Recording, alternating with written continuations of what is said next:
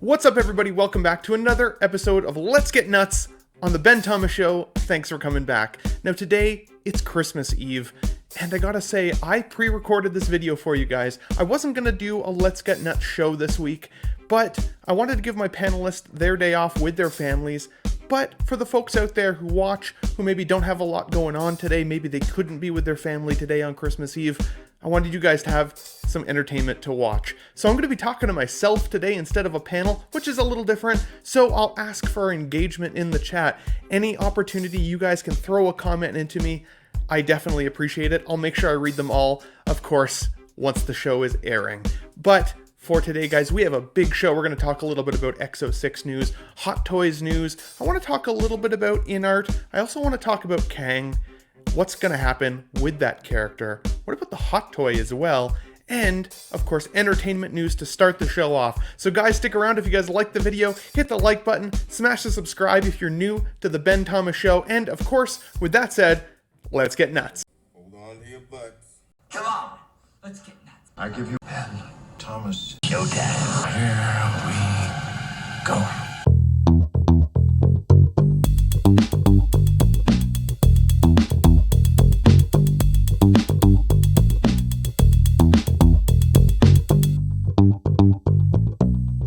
Okay guys, welcome back. So I want to start off here by shouting out a community member who does some amazing artwork.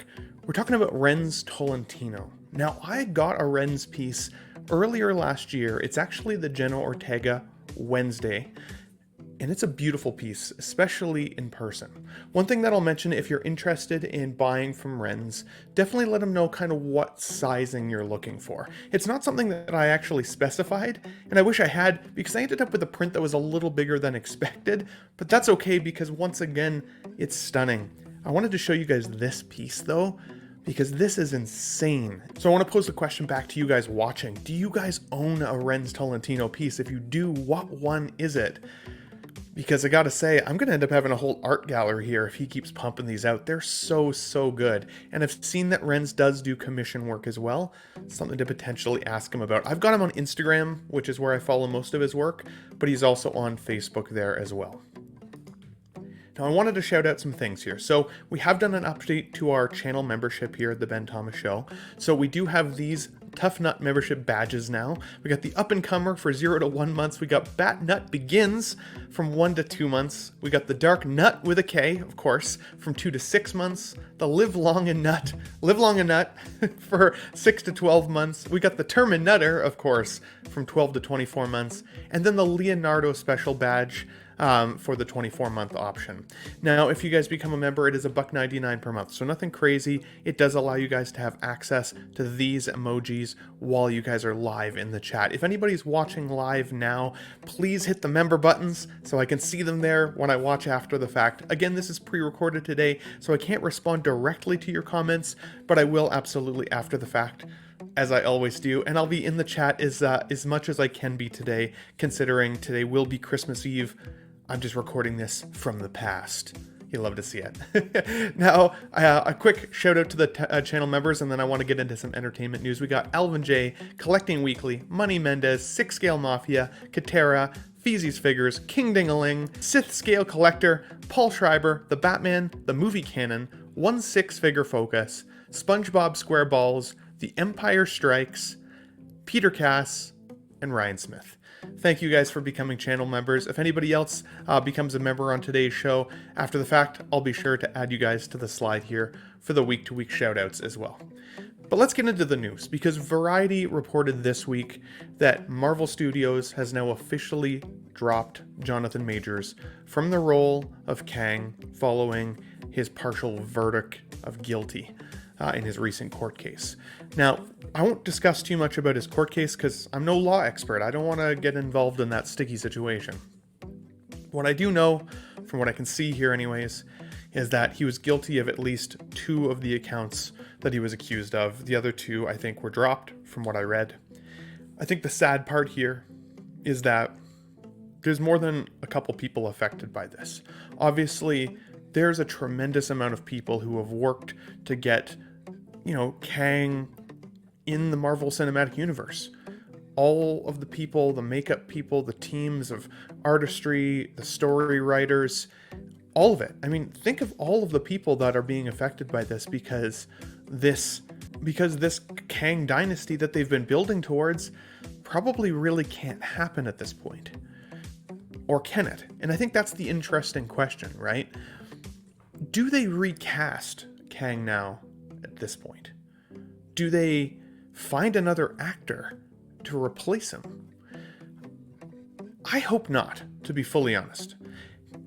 I feel like the Kang character hasn't been the most exciting character out there, especially when it comes to villains, right? When I close my eyes and I think of iconic villains, I think of Darth Vader, I think of Thanos, I think of those big bads that have a major impact, not only on the cinematic universe that surrounds them, but also just culture and film and people and how we see villains, right? One of the craziest aspects of Thanos was that you could almost see where he was coming from at times.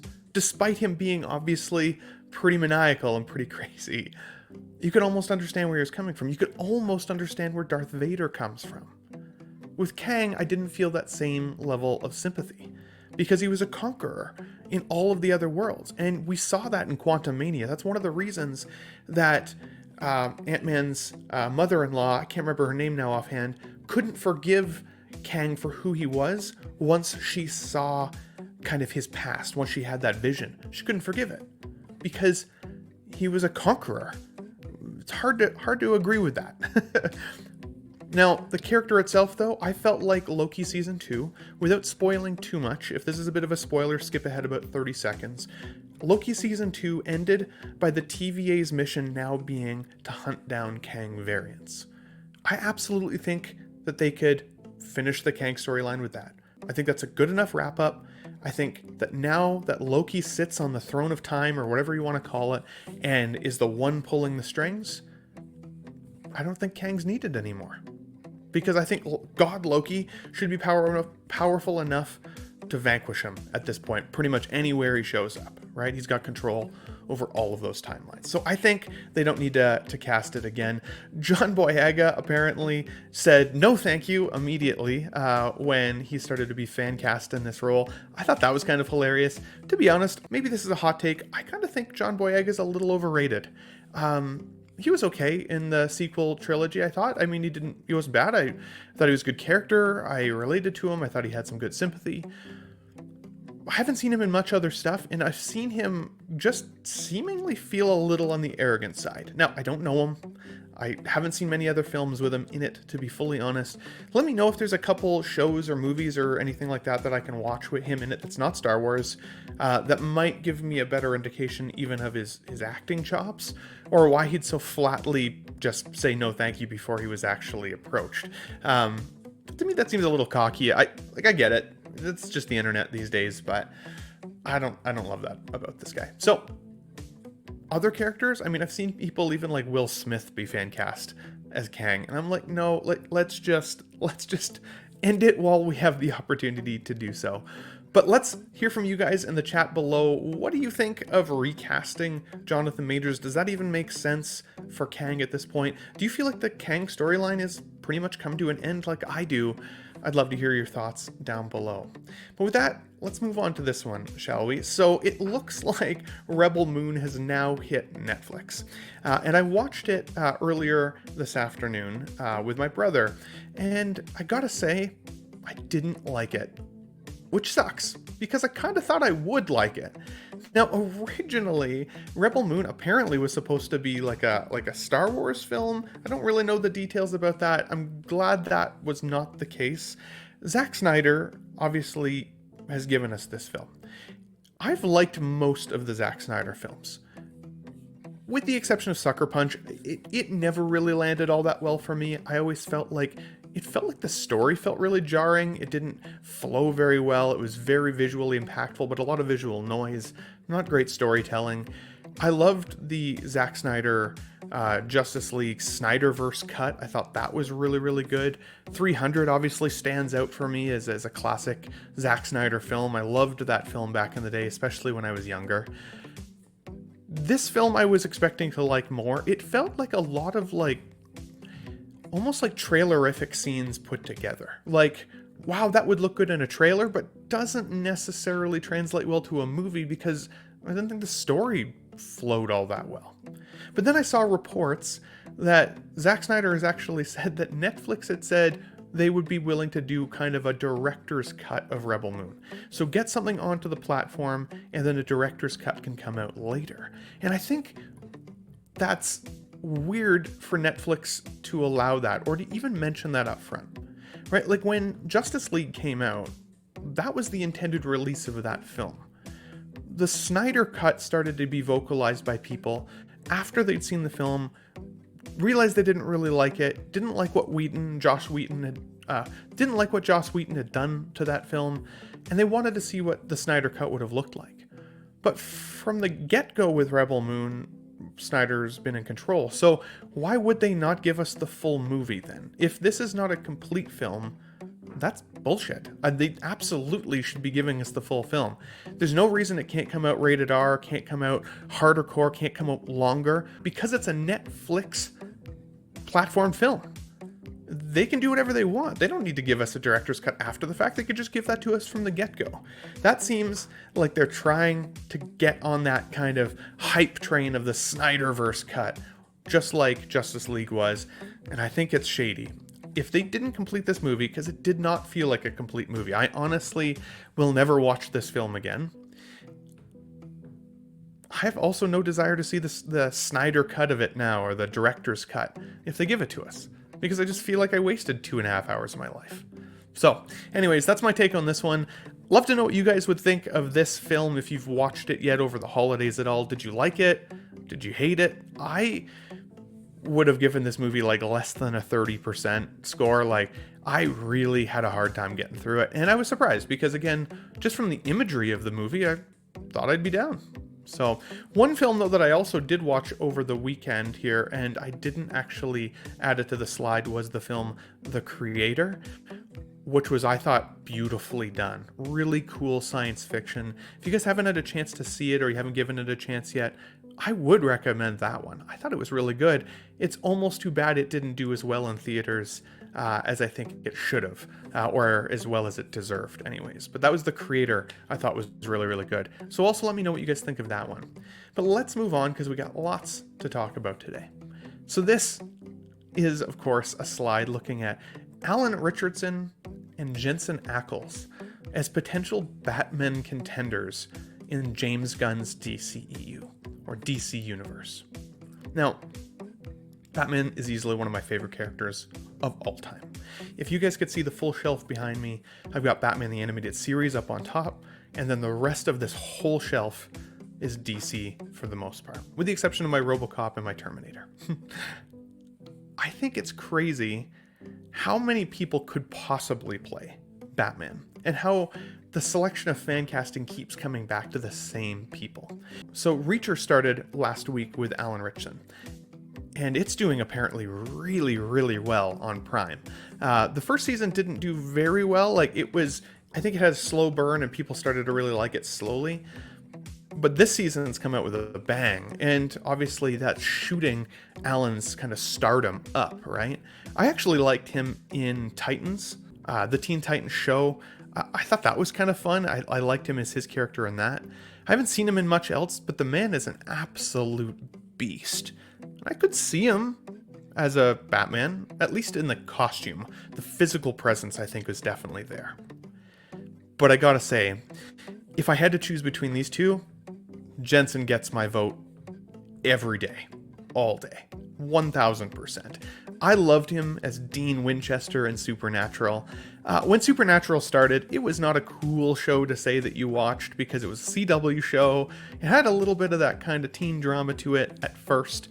It became easily one of my favorite shows of all time. I loved it. And Dean Winchester was a great character. Since then, we've seen him in a couple other things, but most recently, The Boys. And, I mean, he plays a great part there as Soldier Boy. Just such a dickhead. I absolutely love it. And so, I could see him playing kind of a rich Bruce Wayne character but also a really grizzled Batman. And one of the cool things you may not know about Jensen here is he's actually played voices for Batman already in the past for the DC animated universe. His voice was used as Red Hood in Under the Red Hood. That's such a good movie, guys. If you haven't had a chance to see Under the Red Hood, the animated DC Universe movie, please do yourself a favor and go watch that. But he was the voice of that character there. Did a great job. I could absolutely see him being a Batman. But I don't know if I would have other fan casts at this point. I'd be okay with a no-name Batman too. Somebody who we don't know. Somebody who is an unknown actor, or relatively unknown. You know, the character of Batman is important, right? Because just like Superman, for a new DC universe, if your Superman sucks, nobody's going to like your universe. They just won't. If your Batman sucks, nobody's going to like your universe either. If your Lois Lane sucks, whatever, don't put her in the next film, right? Just leave her out. If your, Jimmy Olsen sucks. Yeah, I mean, Jimmy Olsen and Lois Lane are big parts of Superman. But if they suck, leave them out of the next movie. If your main characters like Batman, Superman, Green Lantern, any of those, Justice League level characters suck, that's going to hurt the universe. Unquestionably. But do you then have to put somebody that has acting chops in those roles? The actor who is portraying the new Superman, I am not familiar with him. I don't even think I've seen him in a single thing. I know he's been out there, but I don't think I've seen any of his work. That doesn't mean he's a bad actor, though. So, I don't know. Do you take that seasoned guy or gal? Do you take that seasoned guy or gal and put them in the titular roles? Or do you put some more unknown people in? Somebody that's a little younger, maybe. Jensen, I didn't realize this, is 45 years old. I mean, he looks fantastic for 45. If I look that good at 45, I will be happy man.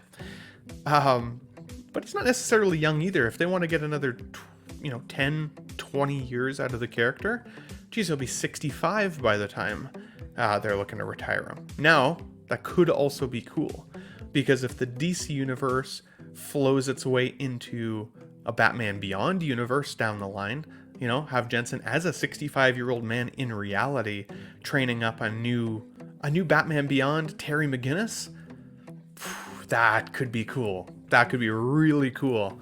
And you'd get 20 years out of the character if you give it to him. So, I'd love to hear what you guys think in the comments down below. Should either of these guys be cast as Batman?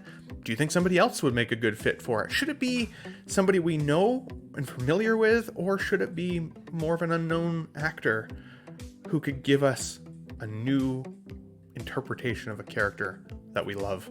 I'd like to hear from you guys down below.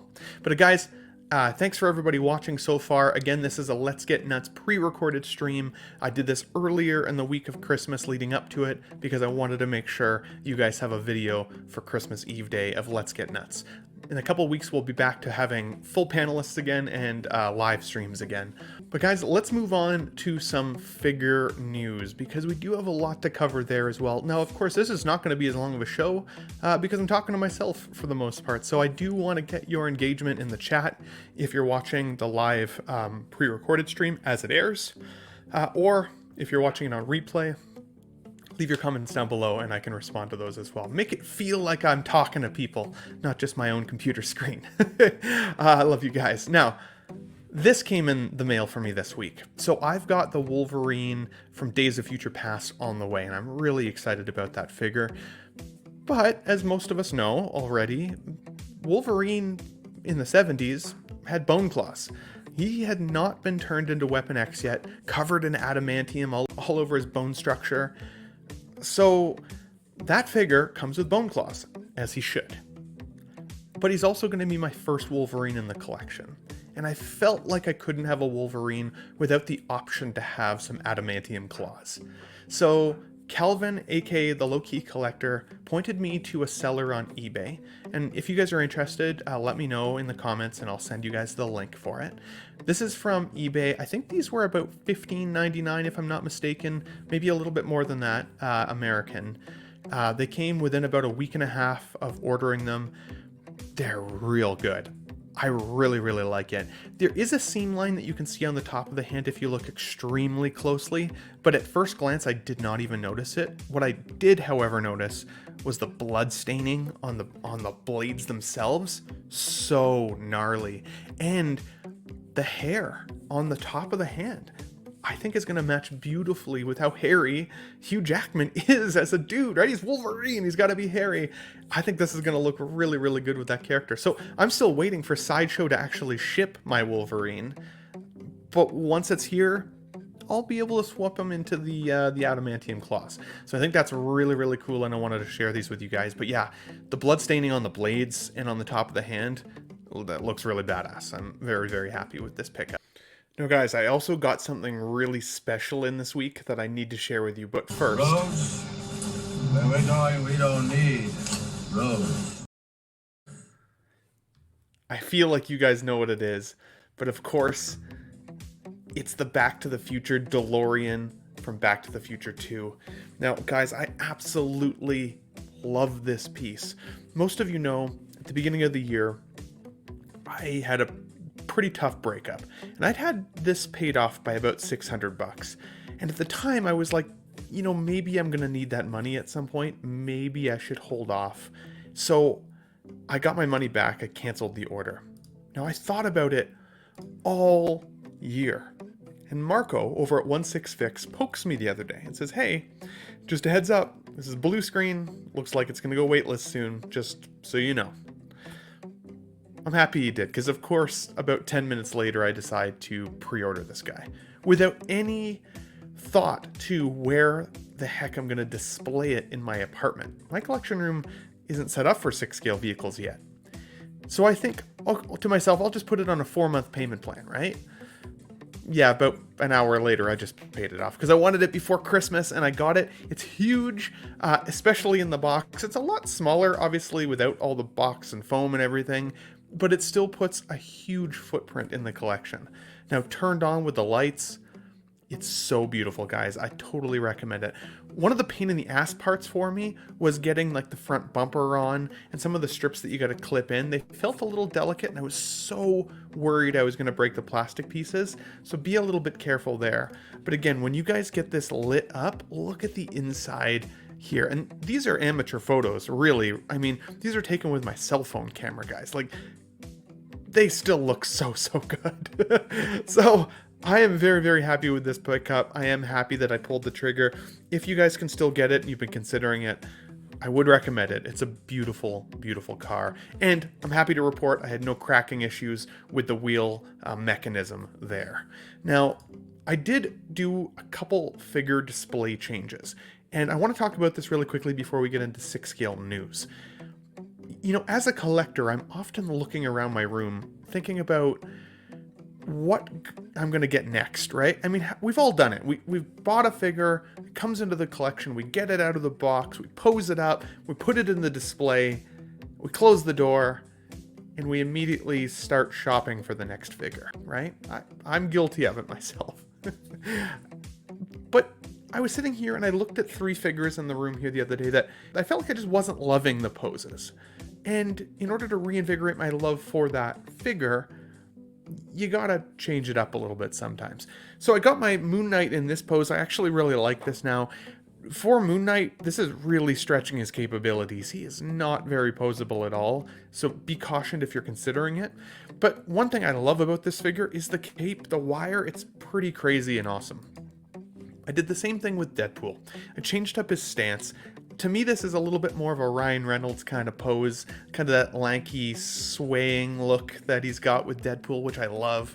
And for me, like, the way he's drawing the gun out kind of reminds me of the Indiana Jones scene from Raiders of the Lost Ark, right? When that guy comes out with the sword, swinging it around. And that, you know, is well known as a day that Harrison Ford actually had food poisoning. So he was feeling horrible and goes off script. And of course, as the guy comes up with the sword, Harrison Ford or Indy just pulls the gun out, shoots the guy. This is my Deadpool Indiana Jones shooting that guy pose, right? He's just about to pull it out, like, he's done with whoever's attacking him, and it makes me laugh. And then my Terminator T800, I'd had him previously posed up holding the flower box on the right hand side and then having the shotgun already out of the box, but with the flower box closed. I decided to make it a little bit, closer to the film itself. Now, if I want to be 100% accurate, he's actually got the black t-shirt on, which this figure comes with, so I just need to change his outfit for this scene. But in the scene, he's pulling the shotgun right out of the flower box, letting the roses hit the ground. Such a cool scene. It's the first time he encounters the T-1000, and I had to display it that way. So I like how the pose looks now. Let me know what you guys think. But as a collector, I definitely think it's important for us to remember, go back to your collection every once in a while. Instead of buying something new, go and play with what we've already got. Repose them a little bit. It's part of the fun, and you might inspire some magic in a pose and suddenly love a character so much more than you were previously. Oh, and one last thing. I wanted to share this one with you guys because it just made me laugh. I put my TVA Lego Loki in the display case right now as a placeholder for my TVA Loki that I know is under the tree right now. I got it from Thomas, Classy Thomas, last week, and I was like, you know what? I'm going to make myself wait till Christmas morning and put it under the tree. So Lego Loki TVA is holding the spot for me right now as a placeholder. Let me know what you guys think of that. But let's move on to this. So Mesco Toys has now put out the announcement that they have a Batman the Animated Series lineup coming themselves. And I gotta say, I don't love it. I know that sounds maybe a little divisive coming from me because I know you guys know how much I love Batman the Animated Series. It's by far one of my favorite shows of all time. I don't hate the way the figures look, but it feels a little reissue-y to me. The Mcfarlane ones, the Todd McFarlane ones, are doing kind of the same thing right now with the old DC Direct figures. The DC Direct figures are astronomically expensive now. The Poison Ivy, I think I got it for $180 about 6 months ago, which is crazy for a 7-inch scale figure. But I also realized that there's elements of those figures that I like that I was hoping they would give us again. And I think that's what Todd McFarlane's done. But Mesco, diving into this line, they're going back to more of the carded look figures from the 90s and early 2000s that I did like, but I liked it for the box style, I liked it for the art. I still have some of these figures in my collection to this day, still on card, and they're really, really cool. But I like the look of the DC Direct figures of the Todd McFarlane ones now more. I think that they look a little closer to the actual source material than these do. These still, to me, look a little bit more just like toys. So for me, I was excited to see it, but I don't think it's going to be something that I collect. I do like the look of that Batmobile, though, I will say. It's very, very cool. But I would be worried that even my current 7-inch scale wouldn't actually scale well to it. So it's not something that I would put in the collection, at least for my current figure setup. But I'd love to hear from you guys below as well. Are you collecting this Mesco line now that you've seen it announced? Are you like on board 100%? Are you chasing the Todd McFarlane versions? Because those look pretty good, like the old DC Direct figures, the ones that I really, really love. I'd love to hear from you guys which ones you're planning on choosing. Now, we've also got a chance to see a little bit more from Inart. So in terms of collectible news here, we've seen these Jokers before, right? This is the Joaquin Phoenix the Joker. And he comes in what looks like a 2-body, 3-head sculpt pack. Now, previous to the J&D controversy around pricing, this 3-pack, let's call it 3-pack, felt like the most expensive collectible most of us have ever seen in 6 scale. Turns out maybe not as expensive as J&D for everything you get here, but I do like that we're getting a chance to see this kind of up-close picture here from this display. And shout out to the collector here that took this photo for us all. Joaquin on the left, I think looks really good. His legs look a little bit long to me on the picture on the right, but it might just be the lens, might just be the photo. It is a little hard to tell. But I do like that chair on the set of, Murray's show, right? Right before he kills him. It's super, super iconic. I do think here the likeness is fantastic with this version as well. He looked rough in the film, and I think this figure does a good job of it, capturing Arthur Fleck's likeness, as well as Joaquin Phoenix, of course, the actor himself.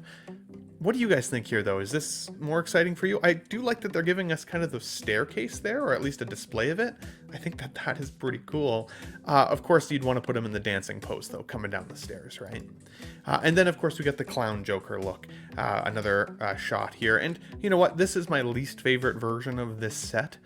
I think if I was going to have any of them, I kind of would want the makeup chair one, potentially, but I don't know. I don't think I'm going to go down the line of this Joker. As much as I liked the film, it's a heavy watch. It's a good movie, and it's a good character story about somebody who kind of comes apart at the seams, right? But I feel like it had more to do with mental illness than it did with, like, the Joker. I feel like you could have called him the Clown Prince or almost anything else, and it would have still been about the same movie. To me, it didn't feel like a DC movie at all.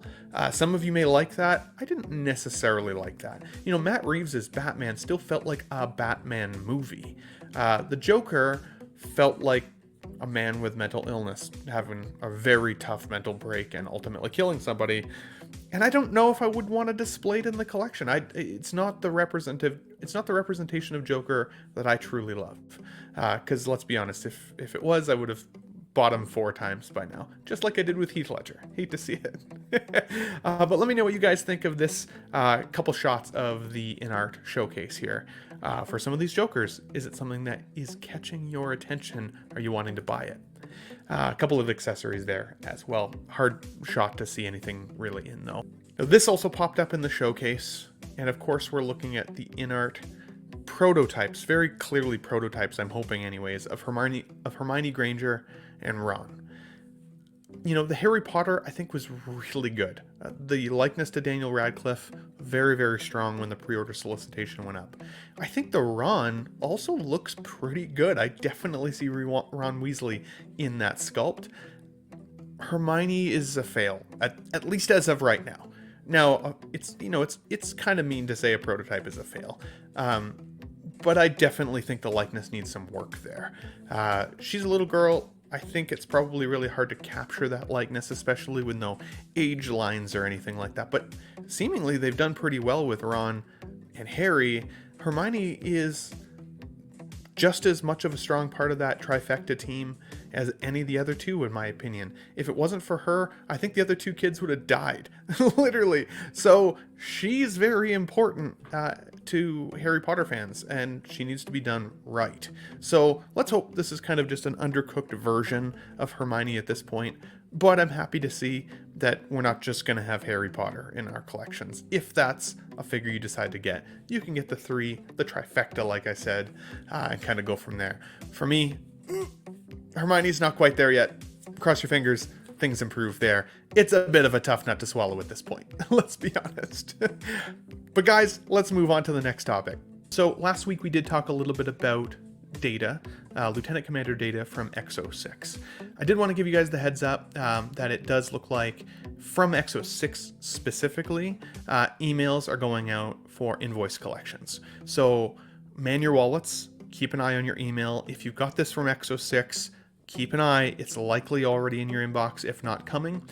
Something to keep an eye out for. You don't want to miss a figure because you didn't have the funds where they needed to be. Now, the funny thing is that a bunch of collectors sent me this screenshot as they were starting to get their own invoices.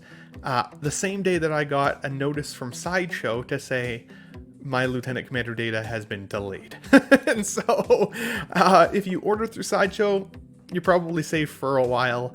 They've delayed it now, I think, until April on Sideshow, whereas with X06, people are going to start getting these in hand pretty darn quickly. I would not be totally surprised if I didn't get it from Sideshow for another 6 to 8 months, similar to how long it took me to get my Locutus of Borg. Now, I mean, let's be honest, if you guys love Data, he's probably worth the wait. For me, he's one of my favorite characters, if not my favorite character from Star Trek The Next Generation. And he comes with Spot, if you get that version. Gotta love that. He's even got a side panel that he opens that you can see his Android bits underneath, which sounds a little grosser than I intended, but still very, very cool. So guys, let me know, you got this on the way? Have you heard from X06 yet? Or did you order from somewhere else and you're kind of waiting? Just like this guy. When I get him, I will definitely do a review on him, that's for sure. Now, Nanjin from Exo6 also posted this on his Facebook. Now, don't get too excited. This is not an Exo6 release. This is actually an old QMX figure of John Delancey's character of Q in Star Trek The Next Generation, and Voyager and some other appearances, I believe, maybe in Deep Space Nine. I don't remember him on Deep Space Nine specifically, but definitely on Voyager and Star Trek The Next Generation. However, I love Q. I freaking love him. He's such a troublemaker. It's so good. His chemistry with Picard was always amazing. Exo6 has given us the Judge Q version of Q, which, you know, is right in the very first episode and the very last episode. He's a great character to have in your 1/6 collection, no doubt. But that Exo6 figure didn't come with the throne, which I did feel like was a bit of a miss from Exo6.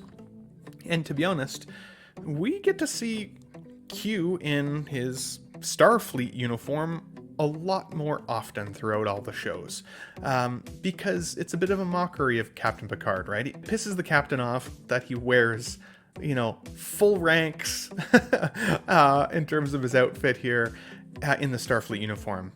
But I gotta ask you guys, the Star Trek collectors out there, would you pick up a Q in Starfleet uniform if Exo6 did it? Because I gotta say, I immediately posted my comment to Nanjin and said, please make this, I will buy it. 1000%. Q is 1000% a figure I would want to have in my collection. I love the character and I love the show. The QMX one doesn't look that great. The likeness isn't super good to Q, or to John Delancey, but I mean, you can see who it is. You definitely know. But guys, let's move on to the next one here. Hot Toys has given us this Goblin, and you know, it's posed some interesting questions to me because I love the Goblin from the 2000 Spider-Man film, right? For me, it made a great nemesis for Peter Parker, the Tobey Maguire version, right? Because you think about it, you know, this is Harry Osborn's dad, right? Norman Osborn. And Peter's such good friends with Harry. And at the end of that film, no spoilers, this is going back 23 years now, when Norman dies from his glider, impaling him into the wall, and he falls down, but right before he says, "Don't tell Harry," it helps to create that emotional divergence, not only at the end of the film, but also throughout the whole second movie, right? How can you not tell your best friend that you're partially responsible for the death of his dad, but only because his dad was the Green Goblin? Like, right? Like, so really cool story. At the time in the year 2000, that costume was super, super cool. At least I always thought it was. I know some people compare him to a Power Ranger. I don't get that. I thought it looked really fucking cool.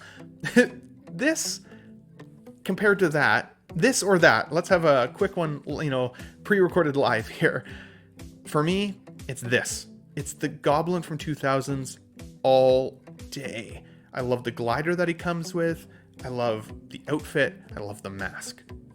Beautiful in a display. However, I also know that people were really excited to get, let's call it the Hobo Goblin on the right-hand side, from Spider-Man No Way Home. Great film as well. Obviously, he is responsible for the death of Aunt May, which is a horribly heart-wrenching scene. You do get a chance to see him kind of powered up in his goblin form, kind of throwing Peter around. He's definitely a force to be reckoned with. Definitely a powerful character, for sure. But I don't think it's as cool of a look. I do like the soft touch material. I like the purple hood. I do like those elements of it. I've looked at the Sideshow unboxing of this, or the first look video, and it doesn't look like he's all that posable, to be honest. But I mean, the original suit here isn't that posable either. I love it in my collection, but I don't know, you know, how much more I'd push it than I already have. I originally thought about getting the Hobo Goblin because with the first suit here, the green suit, they had originally blurred out the Norman head sculpt, and so there was a period of time there where we were kind of wondering if we'd even actually get it, or if, you know, they just leave it out of the box. But then they did show the Norman head sculpt with the Hobo Goblin right off the hop, and so I thought about getting that one so I could have his face, right? Like, I mean, he's such an iconic actor. But then both figures came out with the same head sculpt.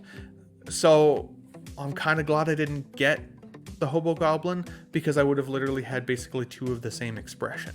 Now, I mean, credit where credit's due.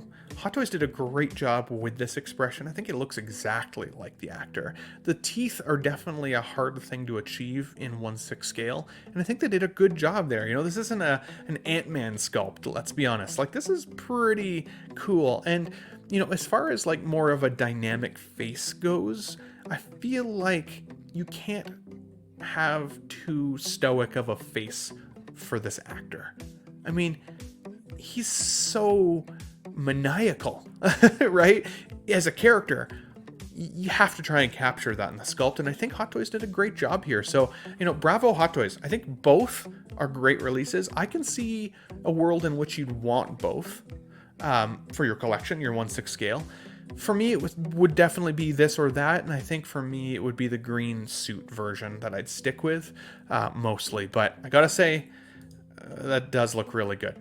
But let's moving on to Enoch here, or Enoch, that some people are also saying.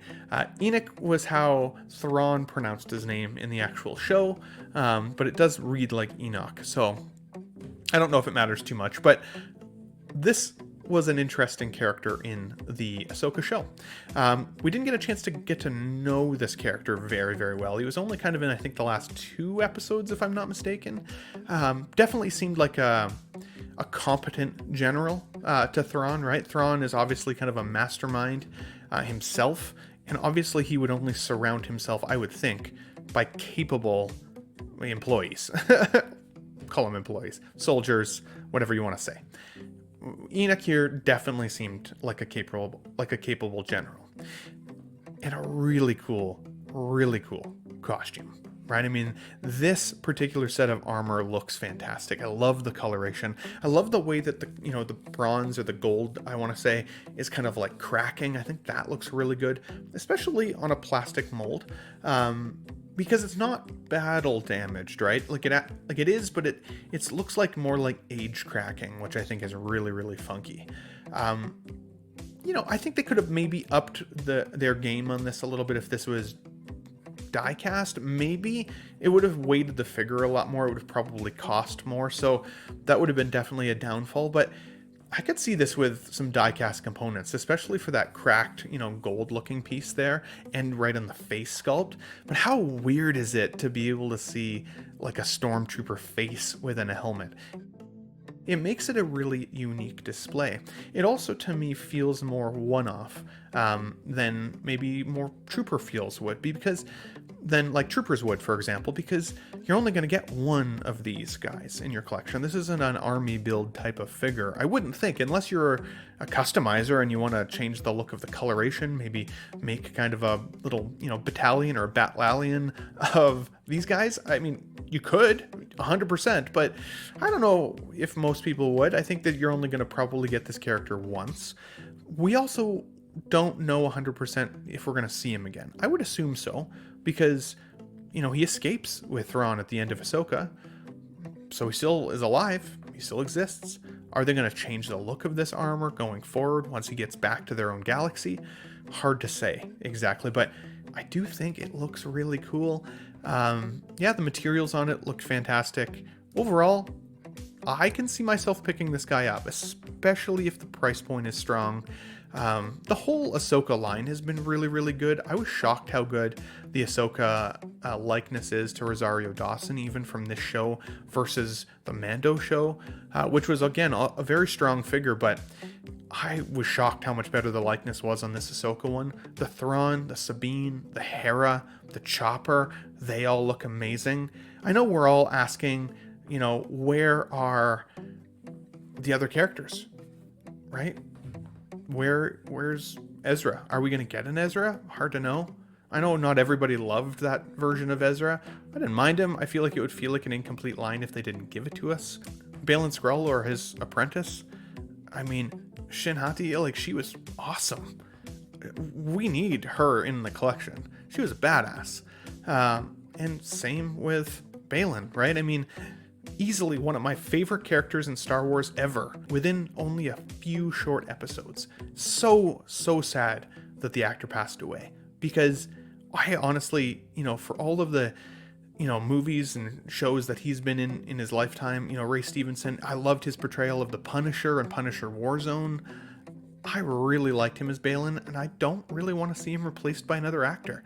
I kind of just hope they move away from his story now at this point, because he did such a great job, and it's so sad that he didn't get a chance to see how much his fans loved his version character. So, yeah, it sucks, but I'm hoping that Hot Toys is saving the best for last, and that we'll get Balin and Shin at least before they're done with this lineup. And Ezra, honestly, would help to complete the line. I mean, the whole show is about them trying to find Ezra, so it'd be hilarious if they don't give it to us in Hot Toys form. All your characters on the shelf can be looking like they're looking for him, at least. Even their droid that was on the Ahsoka ship, or the Hera ship, I thought it was a really cool droid. I think they should give us that too. Like, come on. I mean, you know what? There's not going to be as much content next year from Marvel, at least. Give us more Star Wars. I'm down with that. But what do you guys think? Let me know your comments in the chat below. Are you guys going to pick up this character? Or are you out now on the Ahsoka line? What are your thoughts? But let's stick with the Ahsoka line here, because we also got a chance to see this figure come up for pre-order. And they also teased the Death Trooper. Now, this is a pretty cool kind of zombified version of the Stormtrooper outfit. I've got the classic Return of the Jedi Stormtrooper up top here, and I love that figure. It's clean, it looks great. If you're a Trooper collector, I think these are really exciting figures to have.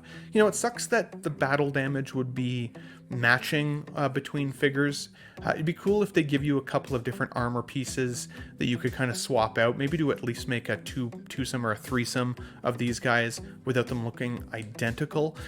But the benefit of Trooper design is that they can look virtually identical, and I think most of the time you can kind of pass it off.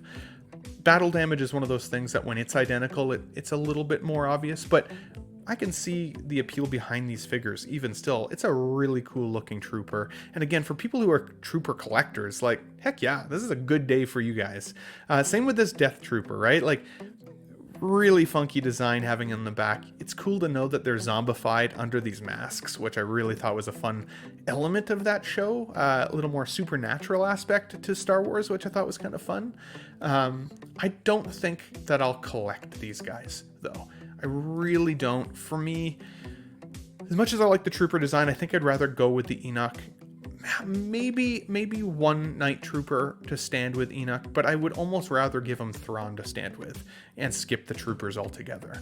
But again, that's also kind of that's an issue with space in the collection, right? It's not even about the money necessarily. It's about having space for all of it. I am filled with nostalgia as a collector. I want everything, it feels like. And sometimes I gotta tell myself no. Sometimes you gotta say you just don't need it. And these, as cool as they are, I feel like I just don't need it. But I'd love to hear from you guys. Are you guys stoked about these ones? Let me know in the comments below. Now, moving on to the next one here that Hot Toys has given us this week, we're finally getting a chance to see the Bad Batch Wrecker figure. And I will admit, I watched all of season 1 of the Bad Batch, and I did like it. It started to dry up a little bit for me, though, near the end. There were episodes that I felt very fillery on, and that it was kind of more meant for kids. And then with season 2, I started watching it. I noticed that they'd changed their outfits slightly, which I thought was kind of funny in terms of toy delivery. I mean, I guess for toy companies, it's great because then they can sell more toys. So I guess that makes sense. But I didn't like it from a show perspective, I guess. I kind of dug the first outfit. So I like that Hot Toys has at least given us those ones from the first season here. This Wrecker does look pretty cool. Wrecker is one of my favorite characters in the show itself. I did think he was kind of silly, but funny. I did like that he was a bit, I want to say kind of dumb, but not so much. It just like, I felt like he was more of the comedic relief, at least in my mind. He made me laugh quite a bit. Him and Crosshair, I really, really liked.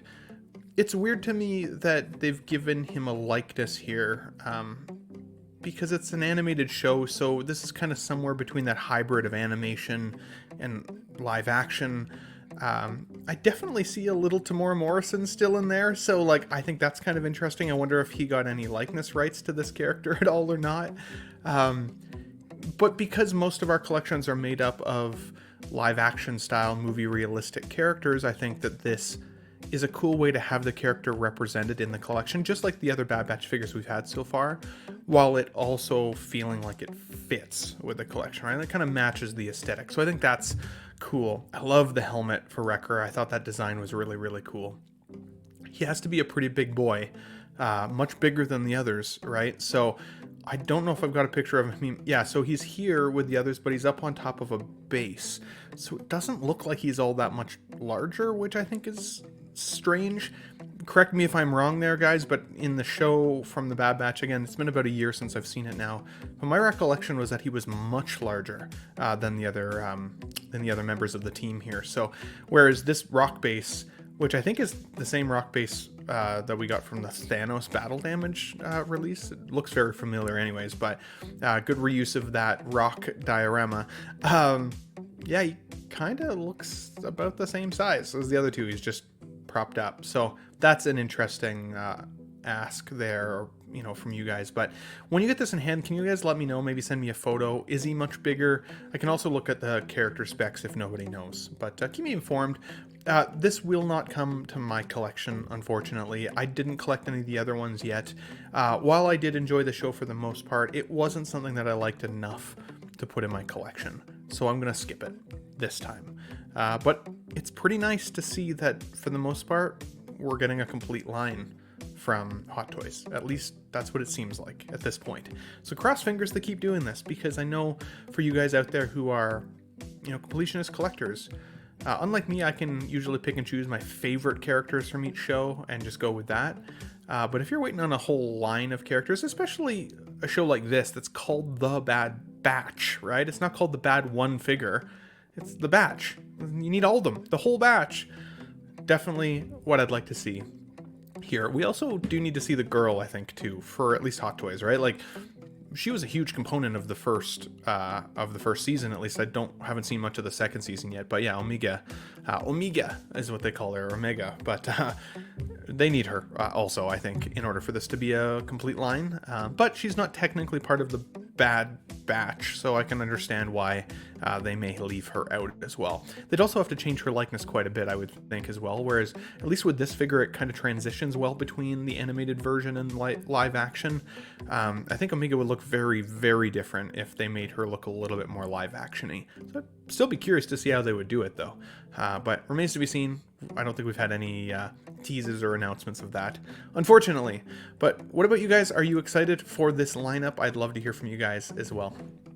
Now, we have one or two more topics to go through here before the end of the show. As you guys can see, the show is a lot shorter when it's just me by myself. Hope you're still enjoying it, though, for a quick Sunday afternoon watch on Christmas Eve with maybe your rum and Coke and your snack.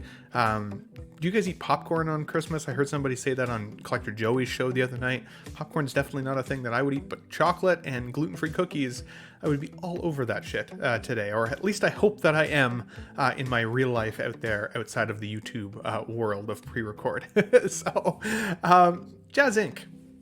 showed us through Six Scale Mafia's video recently here what their Batmobile from the Batman 89 film will look like, at least in comparison to the Hot Toys version.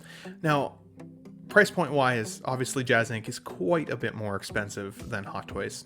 Goes without saying. There's always the debate of accuracy. Who has the most accurate vehicle? I think for the most part, from what I've seen, some of the research that I've done, it does look like Jazz Inc. is going to take the win on accuracy. Size-wise, this vehicle is huge. It's like 4.5 feet long. It has a major footprint. But if you're a huge Batman the 89 film fan, this might be a hard one to pass up. Now again, I've got the DeLorean sitting right beside me, and I'm shocked how big that car is. I didn't realize how much of an investment in collection space a vehicle would be. So be strategic. If you're thinking about either of these options, like, this is going to take up a huge amount of space. I know our buddy over there, Big Bretta or Joao Bretta, says he's got the Hot Toys one right now, and even that's a huge vehicle. And this Jazz Inc. one that's kind of up front here, looks like it absolutely dwarfs that one in the back. So that will be interesting.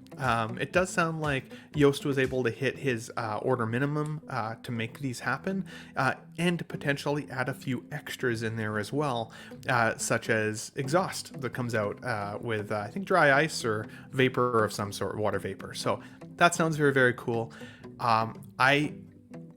I'm going to keep my car collection at one. I honestly think I might still get the Bat Pod to go out on the entertainment unit with the DeLorean, because I think it would fit in the slot there and make it look kind of like a cool movie display. But I don't think I'm going to go with any more vehicles. If I was going to, though, from what's out there, what's available, it would be the 89 Batmobile. It is such a cool, iconic vehicle. It's so cool. It's so cool. And old school, right? I mean, it represents a time of Batman that was really fun, but really dark and cool. You know, like, this coming off the heels of, like, Adam West Batman, right? That was very campy, a little silly. Then you get the Tim Burton Batman, and it's dark, and Keaton is badass in it.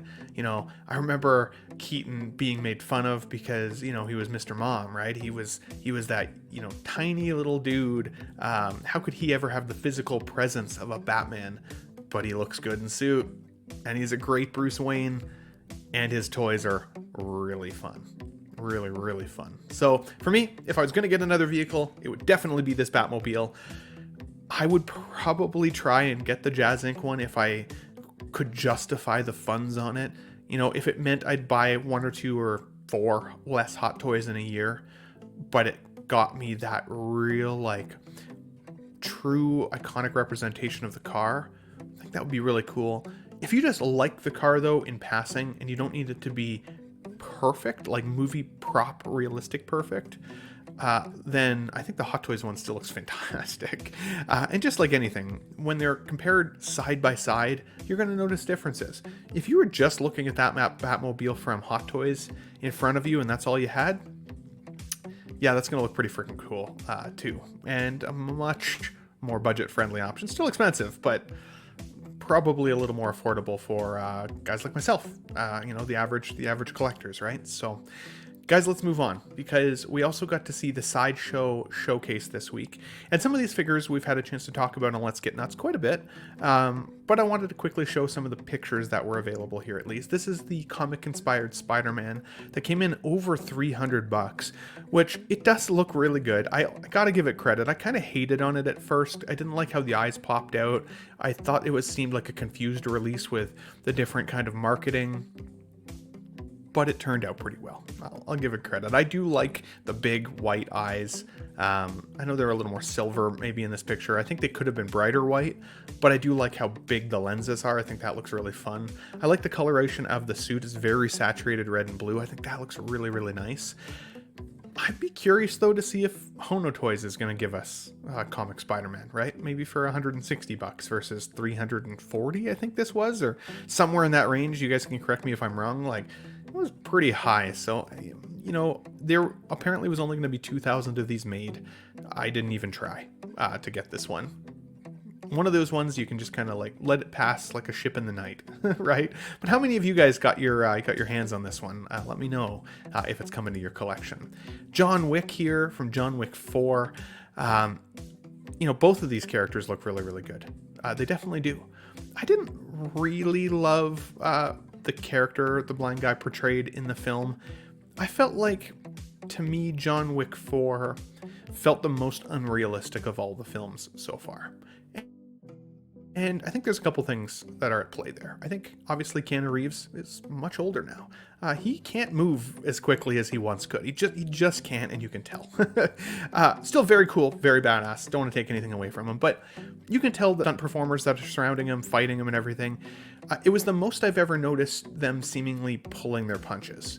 and waiting for the John Wick reaction, as opposed to it being very like fluid and natural and deadly, like the first even 3 films were. The stair scene, they had the high ground on John Wick the whole freaking time, and all like stormtroopers, none of them could hit him. Like, how bad of a shot are these people? Like, they're unloading full clips at the guy coming up the stairs and they couldn't kill him. Like, it made no sense to me. Felt silly. With the Donnie Yen character of Kane, I also didn't love it. I love Donnie Yen, don't get me wrong, he's awesome, and he seems like he always plays blind guys, right? He was in Rogue One as a force wielder as well, and I thought he was great in that movie.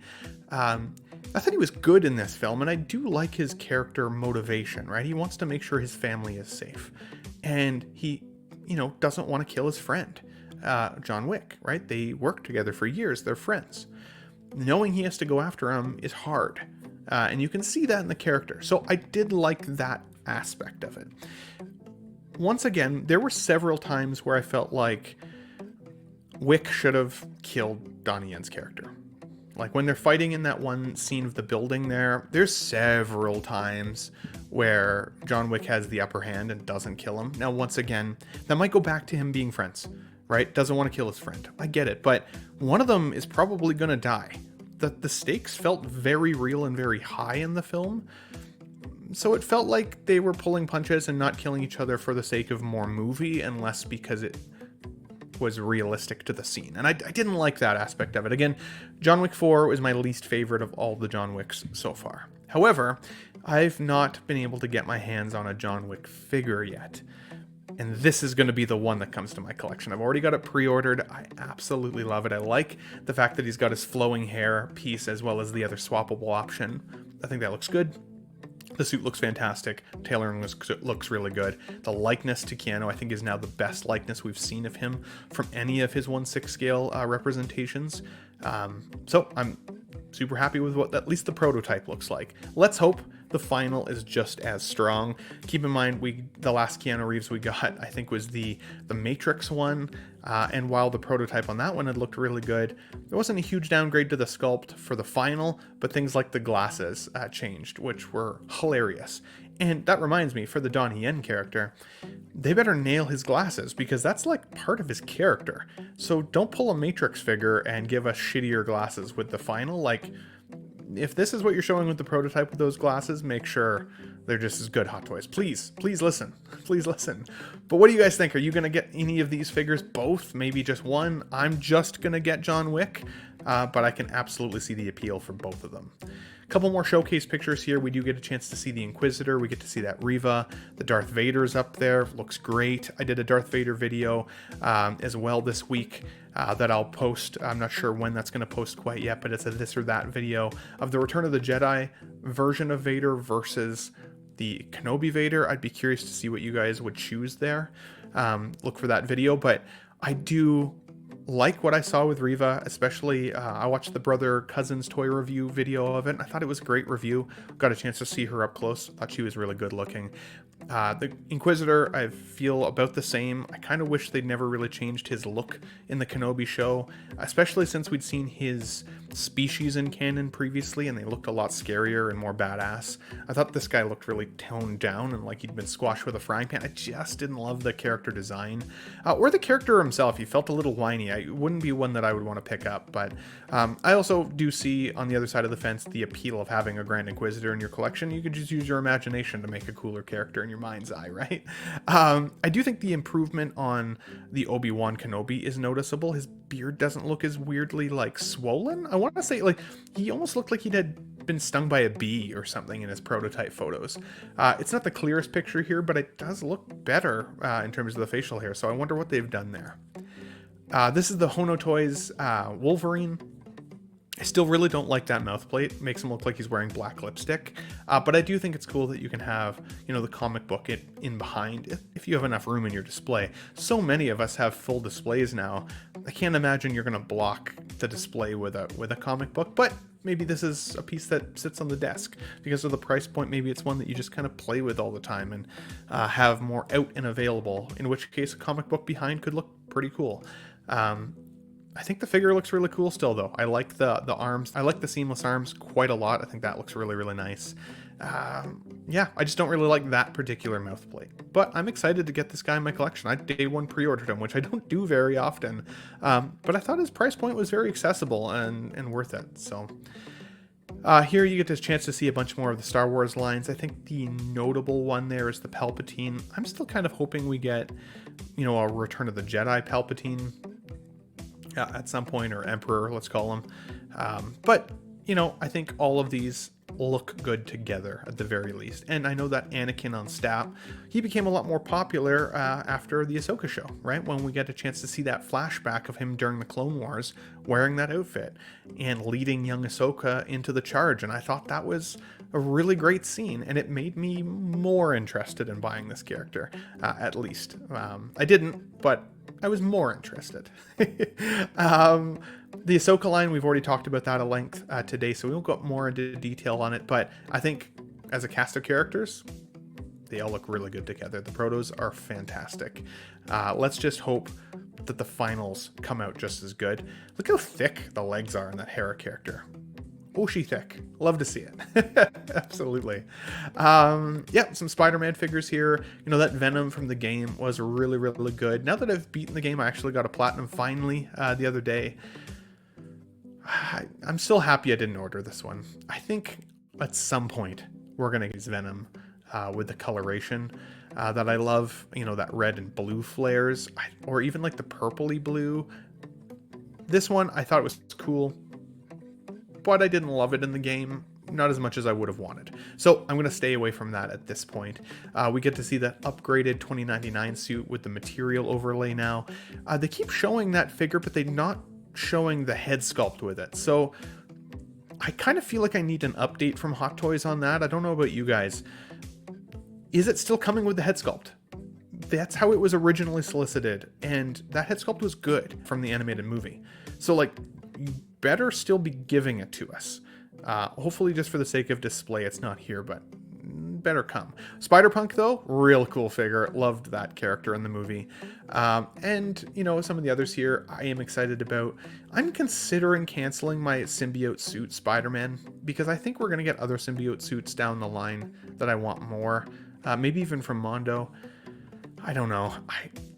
I loved the game, but I feel like if I want to see that representation of the character, I can just play the game again. I don't know if I want to take up a display space. I've got it pre-ordered, but it's one of those ones that I might cancel. So talk me out of it if you guys can, because at the moment I'm kind of hovering over that cancel button. I think if it gets delayed and I can get my NRD back, there's a chance I would consider it. Now, One Piece characters here, haven't watched One Piece yet, so it's hard for me to have much of an opinion on these other than some of the screenshots that I've seen from the show. In terms of likeness, at least from the screenshots I've seen, these look really freaking good. And I've heard a lot of people say that they really liked the One Piece live action show. So these are ones that I'm I don't know enough about the show yet to know if I'd want the representation in my collection, but I know myself well, and if I watch the show and I'm like, damn, I love that show, hits me in the feels or whatever, there's a good chance these guys could get a quick pre-order click as a result. So stay tuned for that. Maybe I'll try and watch One Piece over the Christmas holidays if I get a couple days of time worth. Here, of course, we've got a little bit more from the Mando line. The Costco Reeves definitely stood out to me. I did like this Moff Gideon version better than the previous Moff Gideon. I thought he was a little bit more detailed in his likeness. I liked his hairstyle even better. I still think that Moff Gideon's alive. I think what we saw with his death at the end was one of his clones. I don't think it was him, so I think he'll be back once again. But, the Moff DeLorean, I think is what people were calling this outfit. It was pretty cool. It's really dark, though. It's really hard to see the details, especially in these photos. So I don't feel like I'm missing anything by not ordering it yet. But it might be one of those ones that I kick myself once I see the pictures come out from collectors getting it in hand. Definitely. Finally, we got the Predator here from the Prey film. Now, I did really, really like Prey, the movie itself. I liked the girl, though, in it. While the Predator was really cool, don't get me wrong. Really freaking cool. Very, scary, honestly, when he's killing those hunters and killing, the frontiersmen, I want to call them. awesome scene, but Naru was the standout performance in the film for me. And the fact that we're only so far seeing the Predator from this film feels like a miss, honestly. If we got Naru, the dog, and the Predator here, that would be a sweet, sweet display. Now, I mean, maybe Hot Toys will surprise us and we'll get that figure at some point, or that character. I would really, really like to see that. But for now, this is actually a skip for me. I've seen the NECA version of this character, and to be honest, it's a cool representation. I know Eddie said that Eddie Money Mendez said that the ankle joints on it suck a little bit, but otherwise, it looks kind of exactly the same to me, just a shrunk down version of the Hot Toys one here. Even the paint job on that figure, I saw it in person, was amazing. The accessories it comes with are amazing, and the price point is significantly less. It also would take up significantly less space in the display, especially if you collect multiple sizes of things. I collect all different sizes. So for me, this is a skip at this point, but if a Naru comes out, I would consider buying her, especially if it was a good likeness, 100%. Now, the only other question that I have for you guys is with regards to Jonathan Majors' Kang. And shout out to the 1/6 scale man Lael, because he actually posed this question on his channel the other day as well, and I thought it was a really good question. Is this figure going to be a future Grail?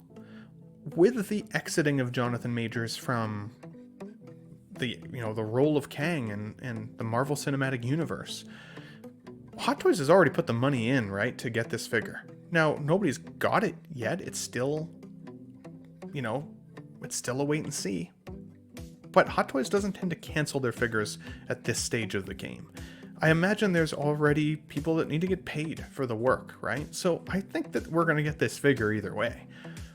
The question, though, is that, if Kang is gone, if maybe his storyline is just over, this might be the only representation of a Kang we ever see in 1/6 scale. Now, for some people, it's hard to separate the actor from the portrayal of the character, and I get that. I definitely get that. I don't like Ezra Miller, but I didn't mind his Flash. Kang here, I liked the character of Kang in Quantumania. In fact, I thought he was probably the best part of Quantumania. But even the film didn't totally make me want to immediately go buy this character, because he got beat by Ant-Man. He was kind of he was kind of lame, he was kind of he wasn't very ominous. He didn't feel like a great bad guy. But if you're a huge comic book person, this is an opportunity to have a 6 scale Kang in your collection. Heck with the movie, it's cool to just own, right? And with the likeness to Jonathan Majors, they really dialed it in. This does look like a really good prototype. I think the actor is very obvious here. But if you don't want to display the actor's face, you could at least display the blue faceplate that he comes with. That still looks a little bit like Jonathan Majors for sure, but probably more like Kang than Jonathan, right? Looks more like the character than the actor. So that's a possibility. But do you guys think this is going to be a future Grail? Because this could absolutely just be a one-off. We may never see another Kang ever again in 6 scale. Or it'll be a completely different portrayal than what we're used to now. I'd be curious to see what ends up happening with this. I never pre-ordered this figure to begin with. I thought about it. I tossed and turned on a little bit. But because I didn't love the Quantumania movie, I decided that I was going to just stay away from it for the most part. But at the same time, I can 100% see the appeal of it. Price point wise, it was definitely a little high there. What did it come in at? $390 Canadian. So what's that? It's probably $320 American, somewhere in that range. Pretty high price point for sure. At least for me. So I think I'm going to avoid it at this point, not because of the Jonathan Majors challenges, mostly just because I didn't love the character. And I'm kind of ready to move on from Kang. I hope that we see Doctor Doom or somebody else, Silver Surfer, or somebody that's cool and can give us a new story to look forward to, for sure. But guys, that's all the slides I have for you today. And once again, if you're watching this on Christmas Eve day, I hope that you guys have a wonderful Merry Christmas. Happy holidays to the people who don't celebrate Christmas.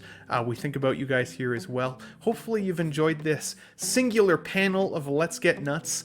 We will be back with the boys again in a week or two. Next week is New Year's Eve day. I may do something similar again by myself or skip it entirely in favor of a full panel Let's Get Nuts live stream the following week in the beginning of January. So I'd love to hear from you guys down below. Did you guys like kind of the singular take video today for something to watch at the very least? Keep you through, keep you, fed on hot toys and entertainment news, or did you think it was lame and you'd rather see me with panelists going forward for these longer form videos? I would love to hear the input for sure. Please be respectful for sure as well, if you can be. Guys, with that said, I wanted to re-shout out here the Tough Nut membership. So again, for $1.99, if you want to become a Tough Nut member of the Ben Thomas Show, these are all the badges that you can have pop up beside your name when you're in the live chat. I think my favorite is still the Spock or the Terminator, but let me know which ones you guys like the most. These are also emojis that you can use if you guys are watching the show live as it's airing right now. Make sure you hit the emoji buttons for me so I can see them pop up in the chat later. I think that would be cool to see. But some of my favorites here, definitely the turtles. I love the nut button one. And I'm always doing the Jumbo for you guys. You know how it is. So I think that's also really fun. But yeah, for $1.99, you guys can become a member. Once I have 20 members, I'm planning to upgrade my StreamYard so that I can have higher definition for those big TVs that you guys sometimes watch us on, as well as have more panelists. Right now I'm restricted to 4 panelists with free StreamYard, which sucks when more people want to join in and have fun discussions.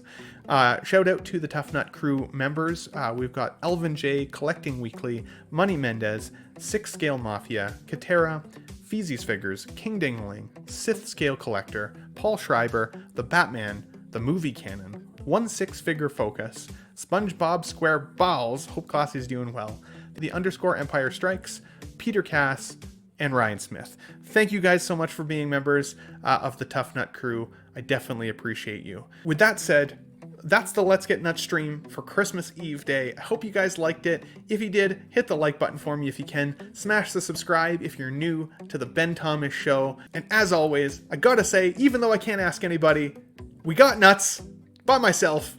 Thanks for watching, everybody. Wow, what a great audience. Be sure to subscribe to my channel if you haven't already, because subscribing makes you feel good. In case I don't see ya, good afternoon, good evening, and good night.